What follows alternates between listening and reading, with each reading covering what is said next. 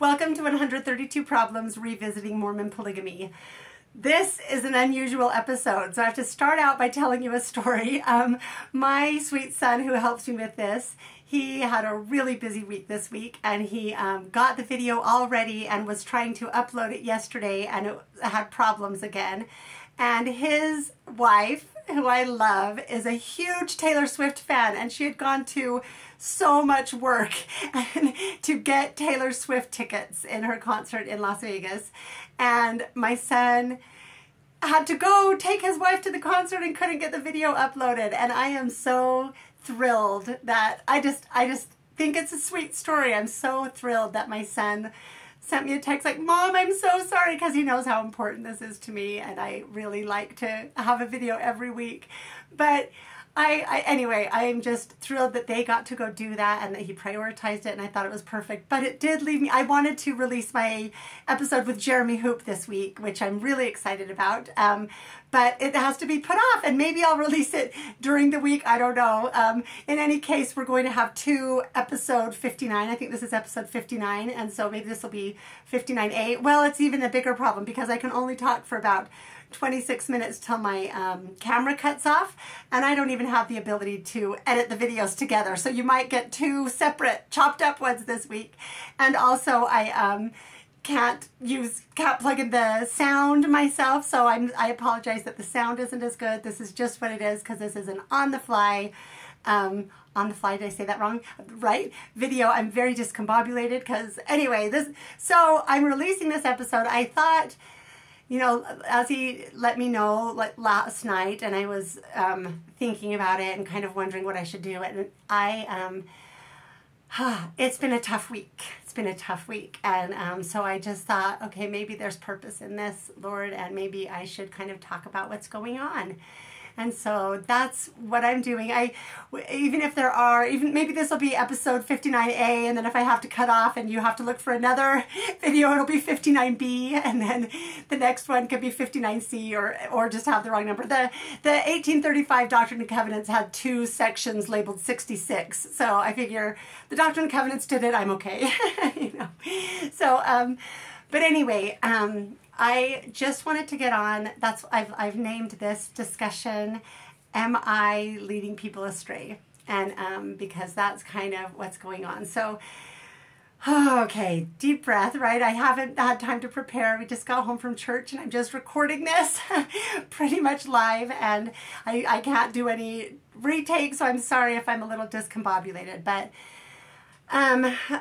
my bishop forwarded a letter to me today that he received, and I guess this one really concerned him, and so he forwarded it to me, and it was hard. It was hard for me to read what people say, and I'm not at all, I'm actually very appreciative that my bishop forwarded the letter. He didn't tell me who it was from, or, you know, but he let me read the words, which I appreciated, so I could understand kind of what they are dealing with, and what people, so I could respond more specifically. You know, I asked him if he would be all right with me sharing it, and he asked me not to, but said I could quote parts or pieces. You know, I think he was concerned that I was going to be critical. He hasn't listened to my podcast, but my stake president has, who also got this letter, and you know, so I've been navigating that space again, and I just wanted to come on and kind of talk about it, try to express my intentions, try to clear some things up, express some hopes, and, you know, just go forward the best way we can. I also do want to share my journey and my, you know, my ongoing relationship with the Lord and my daily repentance, right? I do feel I have taken very seriously the counsel that I have received from both my my leader, who I'm so thankful for, and also some other leaders in our ward who have taken care of us and who I've gone to for insight and advice, who've been watching the podcast, you know, both to see what I'm doing, both to hear what I'm saying, but also I think to see what I'm doing, you know, to kind of just help me a little, like maybe not keep tabs so much as just be aware, right? And so I am profoundly thankful for the good people that I get to associate with and benefit from and learn from in this church. I am so sad about, like, can't really express how sad I am about making anybody's job harder. The last thing I want to do is it's hard to be a bishop. It's hard to be a stake president. It takes so much time, and it's really hard for me to know that I am making them take more time, that I'm adding concerns, that I am, putting them in an uncomfortable spot. I just hate that so much, and I'm not quite sure what to do about it. I think that, I expressed to him, I don't think more letters are coming in because of what I'm doing now as opposed to what I was doing before. I think it's because more people are coming to it, and so as more people see it, they'll probably continue to receive letters. I have a couple of thoughts about that. I first have been thinking about, this is going to go everywhere. I hope I can remember to include everything because I can't add something in later, but I have wondered about this part of our culture, about going to people's leaders. Like, if you think about what that means, you are looking up where someone lives and then going to find out what the ward boundaries are and trying to find, or maybe you have some other connection to look up records. I don't know. So you're doing like that sleuthing work so that you can reach out to someone's leader to express your displeasure or your disapproval with them. And I just was like, that can't be the way it's supposed to work in this church. Like, if it were supposed to work that way, wouldn't we have just a general membership record where we could find anyone's leader, or really, is that how it's supposed to work? I was kind of asking myself and asking, some of these other people that are counseling me. I don't want to make it sound like they're my advisors in general. Just this week, I have relied heavily on them for counsel. And so I've kind of asked them, like, how is this supposed to work? And, my friend said, well, as a bishop, I would probably, because he has served in all of the leadership callings, which is why I value him and his wife's input. But anyway, so it's been interesting to think about that. But I just keep coming back to the scriptures that teach us, if your brother hath aught against thee, or if you have aught against your brother or your sister, go between the two of you privily and talk to them. And it says, and maybe you will gain a friend, right? Maybe you will, it's so hard for me to understand this culture of basically, I guess, to put it in a crass way that's maybe too demeaning, but tattling to the principal, right? Like, I'm going to tell on you. I'm going to get you in trouble. I don't understand that. It is so foreign to me, and it's hard for me to understand why we do that. I guess it's just a different approach, but I want to share my approach because I have thought about this a lot for many years, about how to handle things. We all have struggles in the church, right? And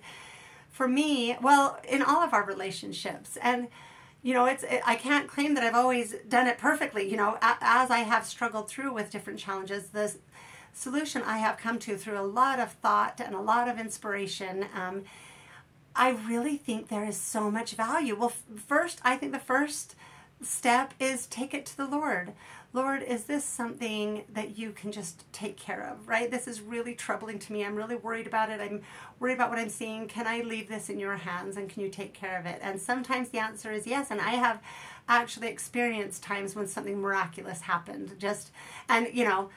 I'm sure I get all of the credit because I prayed about it. I'm not saying that, but the Lord was like when I've just asked, can I just leave this in your hands, and will you please take care of this? And it's been taken care of in beautiful ways, right? And then there's another, sometimes I try to always be prayerful, but sometimes it's like, oh, I really feel like I need to say something. And so that is good for us. It forces us to be courageous and also very open. Like the only way to talk to someone well is to do it with a desire to understand, with a desire to connect. Even when you're really upset about something, to have the courage to be able to say to someone, hey, can we talk about this? Maybe I'm not understanding, but this is really hard for me. That's how we become good people, right? As being people who are willing to walk through that. And then on the other side, being someone who is able and willing to receive that, to go,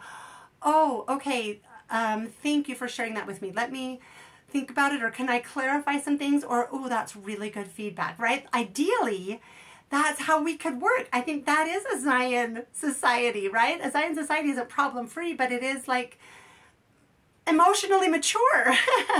And I think, and so that's how I wish we would do things. And, you know, and I know that there are people who you can't do that with. I have at times, you know, some of the difficult relationships I navigate in my family, you know, I've tried to do that at times, and it's blown up in my face and made the problem way worse. And then you have to decide, okay, that's not an option.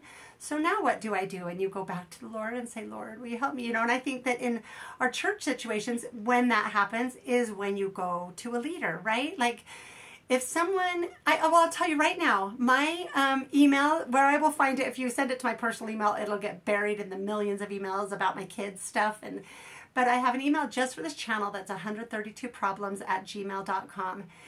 If you or someone you know has an objection to something, well, first of all, there's the comments, and I try to be involved as involved as I can in the comments and to respond to them.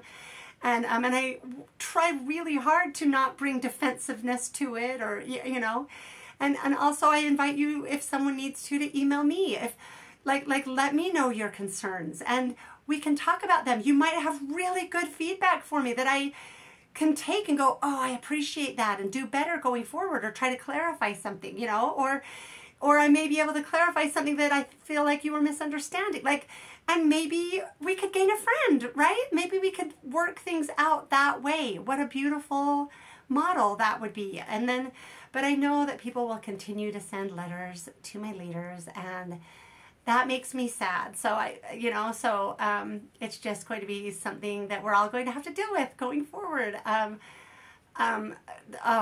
actually already recorded this once, but I forgot that it cut off at 26 minutes. So I'm trying to remember what I said the first time, because I can't edit anything. But I am in a tricky spot because, well, one of the concerns expressed was that, you know, because when you build up a following, you want to keep your following, so that might shape what you say or what direction you go. And that was interesting because it actually could not be more opposite than the truth. Like, I'll share some of this email, some of the parts and some of the accusations, and, you know, and I'll talk about some other things, but kind of this idea that, well, according to this woman, I am just completely manipulative and scheming, and, you know, a snake in the grass, and using my affiliation with the church in order to deceive people. And, you know, anyway, it's hard because you can't really defend yourself against that. If someone looks at me and that's what they see, there's not very much I can do, right? And so, and I do want to clarify that actually my desire is to be able to do what I feel like the Lord wants me to do, to be able to follow that inspiration. And when you do what the Lord wants you to do, it brings you joy and fulfillment, right? As the Lord uses your talents and expands you. And so I appreciate this opportunity for those reasons. I'm very thankful that the Lord gave me this assignment for now. And it's something that is really, really hard, but also feeds my soul in good ways. So I am thankful for this opportunity. But I get to do this whether I have 5 people listening or 5,000 people listening, right? Like I get to do what I want to do, so I'm not shaped by my audience. And in fact, if I were at all strategic, I would do this way differently. I started out, like, the first lesson I taught often, not lesson I taught, but the first thing where I was asked to speak often was on what I called celestial education, which I still want to do an episode about celestial education, because I love the things that I was taught, and I will share that here at one point. But when I was teaching that, I fully believed in polygamy, right? So, like, I had a little bit of I did never have a following or a fan base, but I had people who respected me and who appreciated what I did and wanted to come if I was speaking, you know. And some of those people I think still can appreciate me, but many of them, if polygamy was their higher priority, they hate me now because I'm a apostate, a betrayer from that perspective. So I burned that following. Then as I've been doing this, like, the episode I did, like, basically coming out that I have come to believe that Joseph was not a polygamist, boy, did I lose subscribers and followers and people who had, like, I lost a lot of respect from a lot of people, right? And a lot of people who, I'll talk about this with Jeremy, you know, but a lot of people who liked what I was doing, I think, because they had left the church and I could wake up other people. But as soon as they saw that's not what I'm doing, that I'm not just plotting or strategizing, that I genuinely do have a testimony, I think they lost a lot of respect for me, and they could be mean. I'm now pretty mercilessly mocked, and some of the people I had lined up or was talking about with interviews have refused to come on. Some people I had done interviews with refused to publish those interviews. So, you know, that cost me a lot. So I just want to clarify that I am not, like, that's one of the things I said to the people I've counseled with this week is I am genuine to a fault. I'm, like, transparent to a fault. I don't have a good filter. I don't, like, what I think is what I say. And I, you know, some of the feedback they gave me is that I get going and things just come out, and, you know, I'm not as careful as I should be. And that is absolutely true. And I don't know that there's anything I can do about that. I always say, like, listen to what I mean, not what I say, because my brain is just going so fast and my words aren't as, like, sometimes I just say the completely wrong words or the wrong names, or sometimes I say things in awkward ways. Like, someone pointed out in one of the videos, it was the one on, it was the one on Brigham Young shutting down the Relief Society for 20 plus years, and the women not being allowed to speak, to write, to talk together, to contribute, right? And I was talking about that, and anyway, someone posted in the comments, like, shackles of the priesthood, Michelle? Really? Words matter, you know? And I was like, what are you talking about? I wouldn't have said that. I don't think of the priesthood as shackles. Like, so I asked, you know, but I went and found in the video, and I did say that.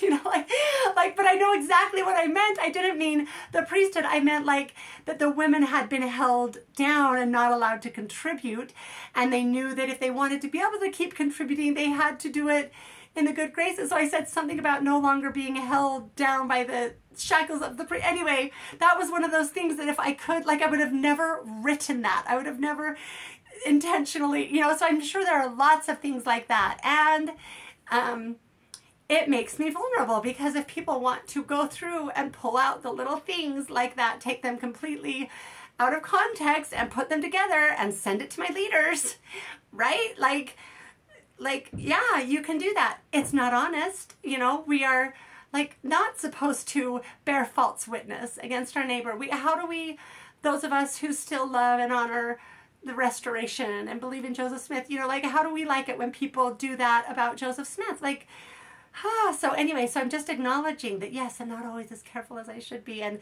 there was somewhere else I was going to go with that, and I've lost my train of thought, and I can't figure out where I was and edit it. So I apologize if I left something off, but I'll just go ahead and get into this letter now until it comes to me what I was trying to say. But well, let me just say this, that I was talking to, I have another episode I'm really excited about coming up with my old friend Alicia Worthington, talking about sexual health in our culture. That is actually a really important episode. I'm looking forward to that. And I think it was her that told me, and maybe it was someone else. If it was someone else, I apologize for not remembering. But I want to tell you what she told me, but I am very aware that I am in this tricky spot, because I was talking about not seeking a following, you know, and I know that there are people that appreciate what I'm doing, that I hate to say followers. I know none of you are, like, how insulting to say you're my followers. Follow me. No, I know that. So you know what I mean. But anyway, I have people that follow me that are faithful and in the church, right? And I have people that follow me that have left the church, sometimes with a lot of hard feelings, or have been kicked out of the church, or, you know, and so, or have felt led to go a different path. And it's tricky, because I don't want to invalidate or alienate anybody by, you know, like, I guess I just think, I strongly believe the Lord honors us on our path where we are. The Lord works with us, and you know, and I think we ought to honor one another on each of our paths. So wherever you are on your path, I honor you, and I don't want to claim that I have the answers for you, right?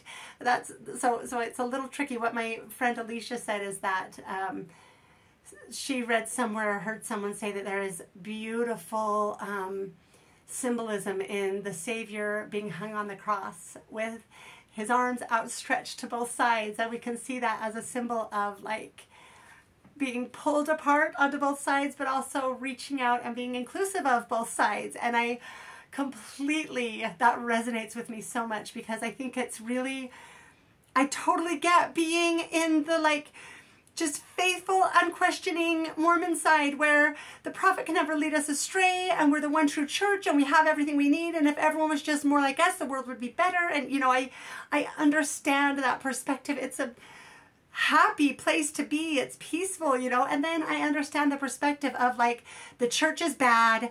I like, this is bad, this is bad, this is bad, this is bad, you know, and everything is manipulative, or you know, whatever people, I guess I'm thinking of how people think about me, but you know, we just see everything with a critical eye. I get that too, I do. And I think that the challenge is being kind of in the middle, where both sides might take offense, both sides might really be upset by things I say, and I'm just here doing my best to just do what I feel inspired to do. So anyway, I really liked that imagery, and I think in a way, you know, the Savior, the greatest being of all, sets a good example for us. And in a way, maybe these sides that we're on don't provide as much opportunity for growth as we could otherwise have, right? If we are a little bit more open to being, stretching beyond just our comfort zone. So, okay, I'm going to go into this email a little bit, and then I want to share some of the counsel and some of the discussion, and I really want to get into my intention, and then kind of talk to you about where I am now, right? So this woman's email, it was quite upsetting.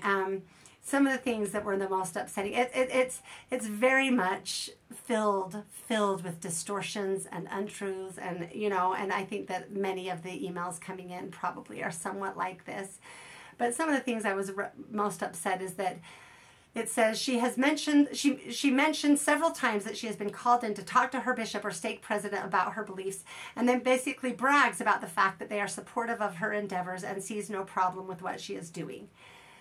Okay, that one was hard, because it felt to me like it was just intentionally, like it was motivated to try to create as much distrust and division and, you know, bad feelings as possible. I want to clarify that I have never done that. I have never claimed that I'm, you know, like that my leader, that I have their permission and their support and they love what I'm doing. I think it makes them uncomfortable, just like it makes many of us uncomfortable, because these are uncomfortable topics. But I think, I don't want to speak on their behalf. I have counseled with them, particularly with my stake president. He has, just yesterday, we spoke on the phone for hours, and you know, I'm taking his counsel and his concerns very seriously. He is letting me push back on things that I think are being misunderstood, and you know, we are having an ongoing dialogue, and I just love this man so much, and his goodness and his humility and his care for me personally. He really, the people I've been counseling this week are some of the people that kept me in the church through their goodness, and I think that they